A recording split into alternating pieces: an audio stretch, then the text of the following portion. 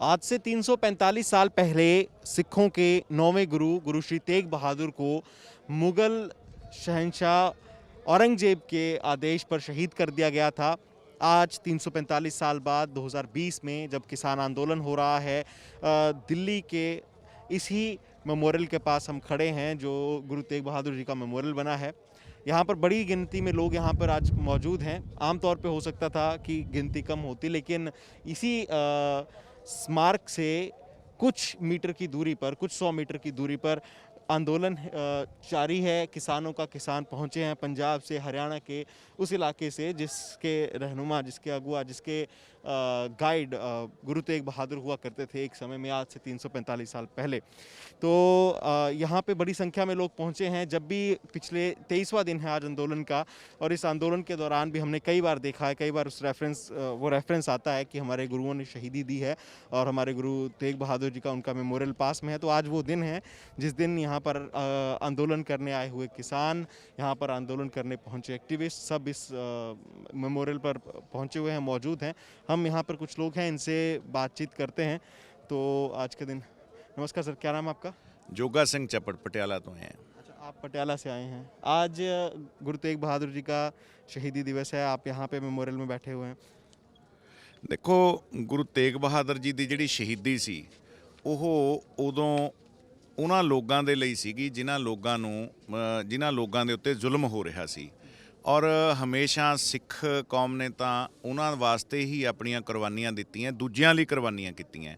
ਔਰ ਮੈਂ ਇਹ ਸਮਝਦਾ ਕਿ ਅੱਜ ਅਸੀਂ ਜਿੱਥੇ ਗੁਰੂ ਤੇਗ ਬਹਾਦਰ ਜੀ ਦਾ ਸ਼ਹੀਦੀ ਦਿਵਸ ਵੀ ਮਨਾ ਰਹੇ ਹਾਂ, ਉੱਥੇ ਜਿਹੜਾ ਸਾਡੇ ਨਾਲ ਧੱਕਾ ਕੀਤਾ ਜਾ ਰਿਹਾ ਹੈ, ਔਰ ਜੇ ਮੈਂ ਸਿੱਧੇ ਰੂਪ ਦੇ ਵਿੱਚ ਕਹਾਂ ਕਿ ਜਿਨ੍ਹਾਂ ਲੋਕਾਂ ਦੇ ਲਈ ਗੁਰੂ ਤੇਗ ਬਹਾਦਰ ਜੀ ਨੇ ਸ਼ਹੀਦੀ ਦਿੱਤੀ, ਗੁਰੂ ਗੋਬਿੰਦ ਸਿੰਘ ਪਾਤਸ਼ਾਹ ਨੇ ਕੁਰਬਾਨੀਆਂ ਕੀਤੀਆਂ, ਮੇਰੇ ਭਾਵ ਗੁਰੂ ਨਾਨਕ ਦੇਵ ਜੀ ਤੋਂ ਲੈ ਕੇ ਗੁਰੂ ਗੋਬਿੰਦ ਸਿੰਘ ਪਾਤਸ਼ਾਹ ਤੱਕ ਜਿਨ੍ਹਾਂ ਸਾਡੇ ਗੁਰੂਆਂ ਨੇ ਜਿਨ੍ਹਾਂ ਲੋਕਾਂ ਦੇ ਲਈ ਕੁਰਬਾਨੀਆਂ ਕੀਤੀਆਂ, ਅੱਜ ਤਕਰੀਬਨ ਉਹਨਾਂ ਧਰਮਾਂ ਦੀ ਆੜ ਲੈ ਕੇ ਕੁਛ ਰਾਜਸੀ ਲੋਕ ਅੱਜ ਕਿਸਾਨਾਂ ਦੇ ਉੱਤੇ ਇਹ ਧੱਕਾ ਕਰ ਰਹੇ ਹੈ। ਔਰ ਅਸੀਂ ਇਹ ਜਿਹੜੀ ਕਿਸਾਨ ਮੂਵਮੈਂਟ ਹੈ, ਕਿਸਾਨ ਅੰਦੋਲਨ ਹੈ, ਇਹਦੇ ਵਿੱਚ ਇੱਥੇ ਪਹੁੰਚੇ ਹੋਏ ਹਾਂ ਦਿੱਲੀ।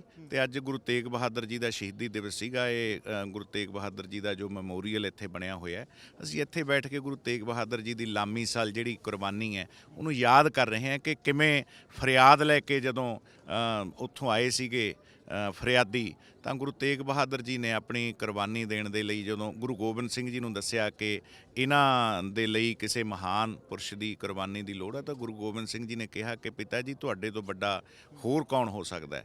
ਮਤਲਬ ਆਪਣੇ ਪਿਤਾ ਦੀ ਕੁਰਬਾਨੀ ਵਾਸਤੇ ਗੁਰੂ ਗੋਬਿੰਦ ਸਿੰਘ जी ने उस समय भी कहता सी। ठीक है। अच्छा बाबू जी, आप कहाँ से आए हैं? हम तो पिखीपिंड आए, अमृतसर से। पिखीपिंड का मतलब है फिर तो आप तो बिल्कुल बॉर्डर से आए हैं, वो आखिरी गांव में पड़ता है मेरा ख्याल। हाँ, आखिरी यहाँ पे पहुँचे। बाबू जी, कितने दिन हो गए आपको आए हुए? 4-5 दिन हो गए। हाँ जी। ठीक है। आपके साथी बड़े लंबे समय से भी यहाँ पे आए हुए, आज 23वां दिन है। ठीक है। हाँ, आज एक ज़रूरी दिन है सिख इतिहास का। आज के दिन गुरु तेग बहादुर जी का शहीदी दिवस है, आज यहाँ पे मौजूद हैं। कैसा लग रहा है आपको? हमको तो ऐसा लग रहा है कि हमारे साथ बहुत धक्का हो रहा है, और ये लोग पिछली वाली बात को भी नहीं मान रहे। गुरुओं की बात मान ले, हमारी तो नहीं मानते, उनकी मान ले। कौन सी बात हो गई? जो कुछ लोगों के जनेऊ उतारे जाते थे, तो गुरु तेग बहादुर जी ने अपनी शहादत दे के इन लोगों की जनेऊ बचाए, इनके धर्म की रक्षा की। आज वही लोग हमारे ऊपर से धक्का कर रहे हैं।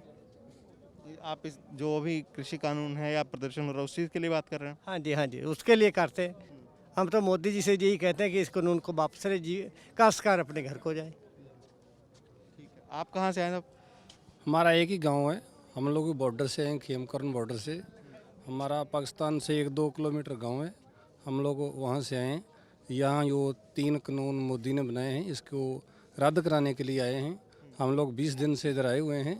हम लोग मोदी जी से यही गुजारिश करते हैं, जल्दी से जल्दी ये तीनों कानून रद्द करें, और जो भी किसान इधर आके बैठे हुए हैं अपने अपने घर को जाएं, क्योंकि ठंड बहुत है, बुजुर्ग, महिलाएं, बच्चे बहुत सारे इधर हैं।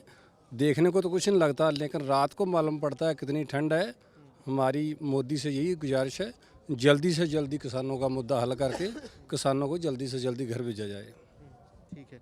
अच्छा सर, सिक्खी इतिहास का आज इम्पोर्टेंट दिन है। पिछली बार जब करतारपुर लांगा खोला गया था, प्रधानमंत्री मोदी गए थे और वहाँ पे उन्होंने सुल्तानपुर लोधी में अपनी बात भी रखी थी, सब किया। सरकार भी कहती रहती है कि वो सिख धर्म के भले की या उनके साथ हैं, इस तरीके की बात सरकार रिप्रेजेंट करती रहती है। आज के दिन पे क्या कहेंगे?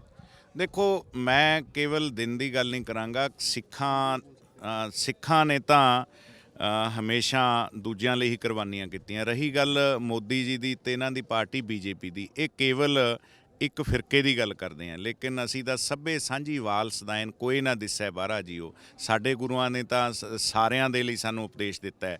ਔਰ ਮੈਂ ਇੱਕ ਗੱਲ ਜ਼ਰੂਰ ਕਹਾਂਗਾ ਕਿ ਨਰਿੰਦਰ ਮੋਦੀ ਜੀ ਨੂੰ ਦੇਖੋ, ਅੱਜ ਵੀ ਉਹ ਸੰਬੋਧਨ ਕਰ ਰਹੇ ਸੀ ਕਿ ਕਾਨੂੰਨ ਕਿਸਾਨਾਂ ਦੇ ਲਈ ਹੈ, ਲੇਕਿਨ ਇੱਕ ਗੱਲ ਮੋਦੀ ਜੀ ਦੱਸਣਗੇ ਕਿ ਜੇਕਰ ਇਹ ਕਾਨੂੰਨ ਕਿਸਾਨਾਂ ਦੇ ਲਈ ਹੈ ਤਾਂ ਅੱਜ ਤੱਕ ਕਿਸੇ ਕਿਸਾਨ ਦਾ ਹਾਲ ਚਾਲ ਪੁੱਛਣ ਆਏ ਹੈ? ਔਰ ਜੇਕਰ ਇਹ ਕਾਨੂੰਨ ਕਿਸਾਨਾਂ ਦੇ ਲਈ ਸੀ, ਜਦੋਂ ਆਰਡੀਨੈਂਸ ਪਾਸ ਹੋ ਰਹੇ ਸੀ, ਕੋਈ ਕਿਸਾਨਾਂ ਦੀਆਂ ਕਮੇਟੀਆਂ ਬਣਾਈਆਂ, ਕੋਈ ਕਿਸਾਨਾਂ ਤੋਂ ਸੁਝਾਅ ਲਏ, ਲੇਕਿਨ ਉਦੋਂ ਤਾਂ ਕਰੋਨਾ ਦਾ ਉਹ ਲੱਗਿਆ ਵਾ ਸੀਗਾ, ਕੋਈ ਬਾਹਰ ਵੀ ਨਹੀਂ ਨਿਕਲ ਰਿਹਾ ਸੀਗਾ। ਅਜਿਹੀ ਕਿਹੜੀ ਕਾਰਨ ਸੀਗਾ ਕਿ ਕਰੋਨਾ ਦੇ ਵਿੱਚ ਇਹ ਕਾਨੂੰਨ ਬਣਾਉਣੇ ਪਏ? ਅੱਜ ਅੰਬਾਨੀ ਦੇ ਘਰੇ ਪੋਤਾ ਹੁੰਦਾ ਹੈ ਤਾਂ ਮੋਦੀ ਜੀ ਸਪੈਸ਼ਲ ਲੋਕਾਂ ਦੇ ਟੈਕਸ ਦਾ ਦਿੱਤਾ ਹੋਇਆ ਪੈਸਾ, ਉਹ ਪੈਸੇ ਦੇ ਨਾਲ ਜਹਾਜ਼ ਦਾ ਤੇਲ ਫੂਕ ਕੇ ਤਾਂ ਬੰਬੇ ਜਾ ਸਕਦੇ ਆ ਉਹਦੇ ਪੋਤੇ ਦੀ ਵਧਾਈ ਦੇਣ। मतलब ऐसा नहीं हुआ है, मैं वैसा बता देता हूँ जो चल रहा है वायरल। ਦੇਖੋ ਚਲੋ ਵਾਇਰਲ ਹੋ ਰਿਹਾ ਹੈ, ਪਰੰਤੂ ਸਾਰਾ ਕੁਝ ਸਾਹਮਣੇ ਤਾਂ ਆ ਹੀ ਰਿਹਾ ਨਾ। ਚਲੋ ਆਪਾਂ ਉਹ ਮੰਨਦੇ ਹਾਂ, ਚਲੋ ਨਹੀਂ ਹੋਇਆ, ਪਰ ਮੈਨੂੰ ਇਹ ਦੱਸੋ ਜਿਹੜੇ ਕਾਨੂੰਨ ਹੈ, ਇਹ ਕਾਨੂੰਨਾਂ ਦੇ ਵਿੱਚ ਜਿਹੜੀਆਂ ਗੱਲਾਂ ਲਿਖੀਆਂ ਗਈਆਂ ਕੀ ਉਹ ਕਿਸਾਨਾਂ ਦੇ ਹੱਕ ਦੀਆਂ? ਔਰ ਮੈਂ ਦੂਜੀ ਗੱਲ ਕਹਾਂਗਾ ਕਿ ਅੱਜ ਕਿਸਾਨ ਜਿਹੜੇ ਲੱਖਾਂ ਦੀ ਤਾਦਾਦ ਦੇ ਵਿੱਚ ਇੱਥੇ ਆਏ ਹੈ, ਇੱਕ ਅੱਜ ਮੋਦੀ ਜੀ ਕਹਿ ਰਹੇ ਹੈ ਕਿ ਇਹਨਾਂ ਨੂੰ ਭਰਮਾ ਕੇ ਲਿਆਂਦਾ ਗਿਆ, ਇਹ ਕਿਸੇ ਪਾਰਟੀ ਦੇ ਹੈ। ਅੱਜ ਮੈਂ ਨਿੱਜੀ ਤੌਰ ਤੇ ਕਹਿਣਾ, ਮੈਂ ਕਿਸੇ ਵੀ ਪੋਲੀਟੀਕਲ ਪਾਰਟੀ ਦੇ ਨਾਲ ਸੰਬੰਧਿਤ ਨਹੀਂ, ਮੈਂ ਇੱਕ ਆਮ ਕਿਸਾਨ ਹੈ। ਅੱਜ ਇੱਥੇ ਬੈਠੇ ਜਿੰਨੇ ਵੀ ਕਿਸਾਨ ਹੈ, ਇਹ ਰਾਜਨੀਤਿਕ ਤੌਰ ਤੇ ਨਹੀਂ ਆਏ, ਇੱਕ ਐਜ਼ ਏ ਕਿਸਾਨ ਆਏ ਹੈ। ਔਰ ਬਾਰ-ਬਾਰ ਅਸੀਂ ਇਸ ਕਿਸਾਨ ਅੰਦੋਲਨ ਦੇ ਵਿੱਚ ਆ ਕੇ ਇੱਕੋ ਗੱਲ ਕਹਿੰਦੇ ਹਾਂ ਕਿ ਅਸੀਂ ਐਜ਼ ਏ ਕਿਸਾਨ ਆਏ ਹਾਂ, ਅਸੀਂ ਕਿਸੇ ਪੋਲੀਟੀਕਲ। ਔਰ ਅਗਲੀ ਗੱਲ, ਇਸ ਅੰਦੋਲਨ ਦੇ ਵਿੱਚ ਜੋ ਵੀ ਰਾਜਸੀ ਬੰਦਾ, ਭਾਵੇਂ ਉਹ ਐਮਐਲਏ ਹੈ, ਭਾਵੇਂ ਐਮਪੀ ਹੈ, ਉਹਨੂੰ ਇੱਥੇ ਬਿਠਾਇਆ ਨਹੀਂ ਜਾਂਦਾ, ਬਲਕਿ ਉਹਨੂੰ ਭੇਜ ਦਿੱਤਾ ਜਾਂਦਾ ਹੈ ਕਿ ਇਹ ਕਿਸਾਨ ਅੰਦੋਲਨ ਹੈ। ਇਸ ਕਰਕੇ ਮੋਦੀ ਜੀ ਨੂੰ ਜਾਂ ਉਹਨਾਂ ਦੇ ਮੰਤਰੀਆਂ ਨੂੰ ਅਸੀਂ ਜ਼ਰੂਰ ਕਹਿੰਦੇ ਹਾਂ ਕਿ ਇਸ ਕਿਸਾਨ ਅੰਦੋਲਨ ਨੂੰ ਕਿਸੇ ਰਾਜਸੀ ਉਹਦੇ ਨਾਲ ਨਾ ਜੋੜੋ। ਅਗਲੀ ਗੱਲ ਮੈਂ ਜ਼ਰੂਰ ਕਹਾਂਗਾ ਕਿ ਅੱਜ ਬੀਜੇਪੀ ਦੇ ਮੰਤਰੀ ਜਾਂ ਐਮਪੀ SYL ਦਾ ਮੁੱਦਾ ਛਾਲ ਰਹੇ ਆ ਹਰਿਆਣੇ ਨਾਲ। ਹਰਿਆਣੇ ਤੇ ਪੰਜਾਬ ਦੀ ਇੱਕ ਨਾਪਾਕ ਸਾਂਝ ਹੈ ਜਿਹੜੀ ਸਦਾ ਰਹੇਗੀ। ਅਸੀਂ ਜਦੋਂ ਇਹ ਮੁੱਦਿਆਂ ਨੂੰ ਕਲੀਅਰ ਕਰ ਲਾਂਗੇ ਤਾਂ ਸਾਡਾ ਇਹ ਤਾਂ ਬੜਾ ਛੋਟਾ ਜਿਹਾ ਮੁੱਦਾ ਹੈ ਜਿਹੜਾ ਕਿ ਦਿੱਲੀ ਦੀ ਗੰਧਲੀ ਰਾਜਨੀਤੀ ਨੇ ਉਲਝਾਇਆ ਹੋਇਆ ਹੈ, ਨਾ ਕਿ ਇਹ ਪੰਜਾਬ ਤੇ ਹਰਿਆਣੇ ਦੇ ਲੋਕਾਂ ਕਰਕੇ ਉਲਝਿਆ ਹੋਇਆ ਹੈ।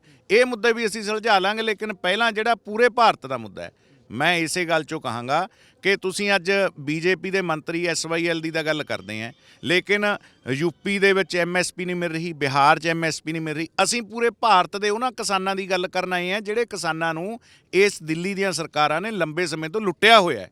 ਕੇਵਲ ਪੰਜਾਬ ਦੀ ਗੱਲ ਨਹੀਂ ਅਸੀਂ ਕਰਨ ਆਏ, ਪੰਜਾਬ ਦੇ ਹਰਿਆਣੇ ਦੇ ਨਾਲ ਨਾਲ ਅਸੀਂ ਤਾਂ ਪੂਰੇ ਭਾਰਤ ਦੇ ਕਿਸਾਨਾਂ ਨੂੰ ਜਿਹੜਾ ਲੰਬੇ ਸਮੇਂ ਤੋਂ ਇਹ ਲੋਕ ਲੁੱਟ ਰਹੇ ਹੈ, ਅਸੀਂ ਤਾਂ ਉਹਨਾਂ ਦੀ ਗੱਲ ਕਰਨ ਆਏ ਹਾਂ। ਦੂਜੀ ਗੱਲ ਜੀ, ਬਾਰ-ਬਾਰ ਇੱਕ ਗੱਲ ਕਰਦੇ ਹਾਂ ਕਿ MSP ਮਿਲੂ। ਪਹਿਲਾਂ ਇਹਨਾਂ ਦਾ ਸੂਬਾ ਯੂਪੀ ਹੈ ਜਿੱਥੇ ਇਹਨਾਂ ਦੀ ਸਰਕਾਰ ਹੈ, ਬਿਹਾਰ ਹੈ, ਕੀ ਇਹ ਉੱਥੇ MSP ਦੇ ਰਹੇ ਹੈ? 900 ਰੁਪਏ ਨੂੰ 1000 ਰੁਪਏ ਨੂੰ ਇਹ ਝੋਨਾ ਖਰੀਦ ਕੇ ਇਹਨਾਂ ਦੇ ਵਪਾਰੀ ਪੰਜਾਬ ਹਰਿਆਣੇ ਦੇ ਵਿੱਚ 1800 ਨੂੰ ਵੇਚ ਰਹੇ ਹੈ। ਕੀ ਇਹਨਾਂ ਨੇ ਉੱਥੇ MSP ਦੇਤੀ? ਸੋ ਇਹਨਾਂ ਦੇ ਉੱਤੇ ਕਿਹੜੀ ਗੱਲ ਦਾ ਯਕੀਨ ਕਰੀਏ? ਕੀ 15 ਲੱਖ ਰੁਪਈਆ ਸਾਡੇ ਅਕਾਊਂਟਾਂ ਦੇ ਵਿੱਚ ਆ ਗਿਆ ਜਿਹੜਾ ਇਹਨਾਂ ਨੇ ਲਾਰਾ ਲਾਇਆ ਸੀ? ਕੀ ਸਵਾਮੀਨਾਥਨ ਕਮਿਸ਼ਨ ਦੀ ਰਿਪੋਰਟ ਇਹਨਾਂ ਨੇ ਜਾਰੀ ਕਰਤੀ? ਔਰ ਹੋਰ ਕਿਹੜੀਆਂ ਗੱਲਾਂ ਇਹਨਾਂ ਨੇ, ਕਿਹੜੀ ਗੱਲ ਦਾ ਯਕੀਨ ਕਰ ਲਈਏ ਜੀ?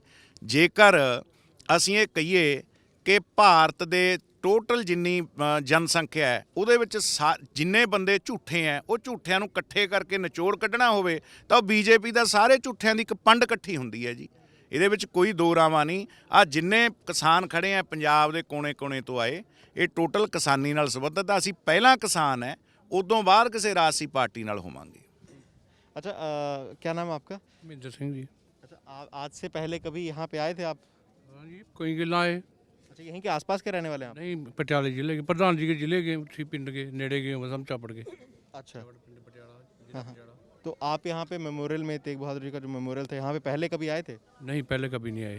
पहली बार आना हुआ? मोदी ने हमको दिखा दिया, नहीं हमको क्या लोड थी, कानून ना करके आना पड़ा। कैसे कैसे याद करते हैं उस दिन को, मतलब जो आपके इतिहास। ਇਤਿਹਾਸਕ ਦਿਨ ਹੈ ਜੀ ਬਹੁਤ। ਅੱਜ ਵੀ ਸਤਿਕਾਰ ਕਰਿਆ ਸਾਨੇ ਉਸਕੇ ਨਾਂ ਉੱਪਰ ਬਾਣੀ ਕੇ ਸ਼ਬਦ ਲਿਖੇ ਹੋਏ ਆ। ਅਸੀਂ ਤਾਂ ਸਤਿਕਾਰ ਕਰਦੇ ਹਾਂ ਉਰੇ ਬੈਠੇ, ਤੜਕੀ ਵੀ ਅਰਦਾਸ ਕਰਦੇ ਹਾਂ ਵੀ ਇਹ ਕਾਨੂੰਨ ਵਾਪਸ ਹੋਣ। ਇਹ ਗਲਤ ਕਾਨੂੰਨ ਹੈ, ਸਾਰੇ ਗਲਤ। कहाँ से, क्या नाम है आपका? राजेंद्र सिंह कहाँ से आए हैं? गुरदासपुर से। आप भी पहली बार ही आए हैं यहाँ पे? पहली दिल्ली तो आना जाना लगा रहा होगा, लेकिन मेमोरियल में पहली बार आए हैं। हाँ तो पहली रहे।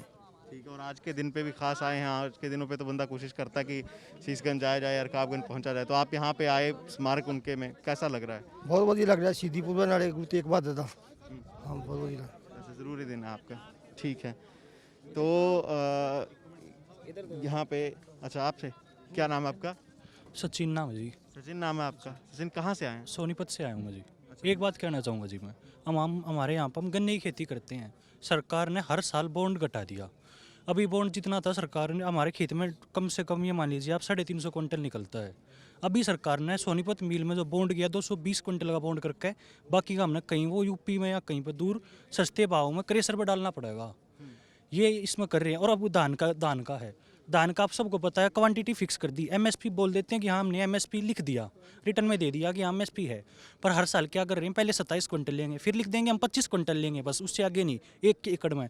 उसके बाद 22 क्विंटल, धीरे धीरे जैसे गन्ने का कर दिया ना 220 क्विंटल फिक्स, ऐसे ये धान का कर रहे हैं। पहले क्वांटिटी कभी फिक्स नहीं दी कि आप 1 किले में इतना निकलेगा तो ही हम लेंगे। पिछले साल से फिक्स हुआ है। एक महीने में हमारी पेमेंट आई अब की बार यहाँ पर सोनीपत में, जो गवर्नमेंट ने परचेज की है। और धीरे धीरे ऐसे ही एमएसपी को ख़त्म कर रहे हैं। और सरकार ने बाड़ी कॉटन की पेमेंट करी। अभी बड़ौदा में इलेक्शन था, बड़ौदा इलेक्शन में क्या हुआ सर, वहाँ पे 3 तारीख को वोटिंग पोलिंग हुई थी। उससे 1 वीक पहले पिछले 4-5 साल में फर्स्ट टाइम सरकारी परचेज स्टार्ट हुई 5725 रुपये के रेट में, और हम बेच रहे हैं अभी उसको। प्राइवेट में हमें रेट मिल रहा था 5100-5200 का, सिर्फ और सिर्फ 3 दिसंबर तक, जब तक वहाँ पे वोट नहीं हुई उस दिन तक सरकारी परचेज ओपन रही। उसके बाद सरकारी परचेज बंद कर दी इन्होंने, क्योंकि एमएसपी का क्या है, ये बोलते हैं कि एमएसपी हमने रिटर्न में दे दिया। एमएसपी के पे रूल है कि एमएसपी लगेगा सिर्फ गवर्नमेंट परचेज पे, पर ये कोई रूल नहीं कि गवर्नमेंट परचेज करेगी या नहीं, ये जरूरी है तो नहीं। आप ये चाहते तो गवर्नमेंट एक परचेज का भी रूल बन जाए, और दूसरा ये कि हर कोई दे अगर जो भी खरीद रहा है। सर है कि एमएसपी ये बोल देते हैं कि हमने एमएसपी दे दिया गवर्नमेंट परचेज पे, पर गवर्नमेंट परचेज करती तो नहीं, लिमिटेड है। अभी ऐसे ही है। अब सर्दियों में गेहूँ है जो एमएसपी से हमेशा ऊपर बिकता था, गाँव में हरियाणा में खासकर, मान ले 2000 बात है 22 से बक क्या करता, ईब का 15 से 16 से, सर हमारे यह दिक्कत हो रही है। हमारे घर पे अभी 4 किलो गेहूँ पड़ा है। हमने पूछा ना, अभी हमें रेट मिल रहा है 1600-1700 रुपये। अभी हमें एमएसपी नहीं मिल रहा। एमएसपी गेहूँ का 1900 के आसपास है। वो पिछले साल का 1 साल हो गया, हमने वहाँ पे समय नहीं था हमारे पास, हमने स्टोर कर लिया, पर वो कोई एमएसपी नहीं मिल रहा। अभी हमारे साथ चल सकते हो, मैं घर पे दिखा सकता हूँ पड़ा हुआ गेहूँ स्टोर कर रखा, बर्बाद होने लग रहा है, उसमें गल भी रहा, सड़ भी रहा है, उसका 1500 से ऊपर भाव नहीं मिल रहा मार्केट में। और ये कहते हैं कि हम आमदनी दोगुनी करेंगे 22 तक, 2022 तक। वो राज है, खर्चे देख लो, पेट्रोल डीजल जितने भी हैं।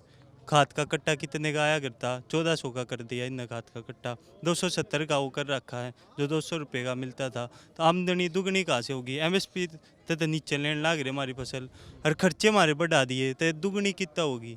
ये हम हैं, ये हमारे घर के हैं जो, वह भी नहीं चाह रहे भाई हमारे लड़के हैं जो आने वाली पीढ़ी है कि खेती में जाएं, वह भी नहीं सोचा भाई अपनी प्राइवेट पकड़ लो, वह बढ़िया इस खेती दे ना। तो खेती नहीं सोचा करते, पहला कौन था, कोई राजी नहीं था सरकारी नौकरी लगवा गए भाई, घर का खेती करेंगे, खेत में अपने काम करेंगे, फसल बोएंगे भाई, काटेंगे, अरे भाई अनाज पहुँचाओगे लोग तई। ईब के है, ईब उल्टा हो रहा भाई, अपनी फैक्ट्री में मजदूरी कर लो, वह बढ़िया रहेगी खेती है। इन ईसा काम कर दिया। पहला जो भाजपा सरकार आई थी, निजीकरण वाले का आई थी भारत में, सबसे पहले वाले का आई थी अटल बिहारी वाजपेयी। अब ये रहे, ईब हमारी ये नौकरी भी जान लग रही है। पहले तो हम सरकारी नौकरी की तैयारी करा करते, ईब कितनी पोस्ट आ 4000 5000, उस टाइम पर कांग्रेस सरकार में 12000 15000 ये पोस्ट आती थी। तो अब हम क्या करें? सर मैं दिल्ली यूनिवर्सिटी का स्टूडेंट हूँ, मेरे पिछले 3 दिन से पेपर चल रहे थे, इस वजह से नहीं आ पाया सर मैं। पापा आते थे, आज मैं इसी वजह से आया हूँ, आज मेरा 1 दिन बीच में खाली था सर। मैं आईआईटी में एडमिशन की प्रिपरेशन कर रहा हूँ सर, और मेरा 2 बार एयरफोर्स में भी जॉब लग चुकी मेरी, बट अभी मैं अपनी आगे पढ़ाई कंटिन्यू कर रहा हूँ सर। ये जो ये बोलते हैं ना कि किसान इतना हो गया, किसान के पास महंगी गाड़ी है, वो किसान खेती से नहीं कमाता, वो खेती करके अपने बच्चों को पढ़ाता है, वो बच्चे जाके आगे बाहर विदेश में जाके कमाते हैं। वो बच्चों की मेहनत है, उनके पिता उनके बच्चों पे पैसा लगाते हैं और वो बच्चे पैसे कमाते हैं। जो दिखाते हैं ना कि किसान के पास इतना कुछ कैसे है, वो खेती से किसी का फायदा नहीं होता। और कुछ तो हम यहाँ पे गुरु तेग बहादुर मेमोरियल में थे, लोग बहुत सारे लोगों से बातचीत हुई, बातचीत उन्होंने रखी अपनी। सबका मोटे तौर पे ये भी कहना था कि आज का दिन इम्पॉर्टेंट है सिख धर्म के इतिहास के लिए, शहीदी का दिन था। यहाँ पे भी लोग आए हुए हैं और बात हुई है कि हम डटे रहेंगे। एमएसपी को लेकर जो गवर्नमेंट परचेज है उसको लेकर बहुत सारी नाराज़गी है, आपने भी बातें सुनी भी इनकी। जो भी अपडेट होगी ललन टॉप आप तक पहुँचाता रहेगा। मेरे साथी जैरी के साथ मैं रजत, सिंघू बॉर्डर से।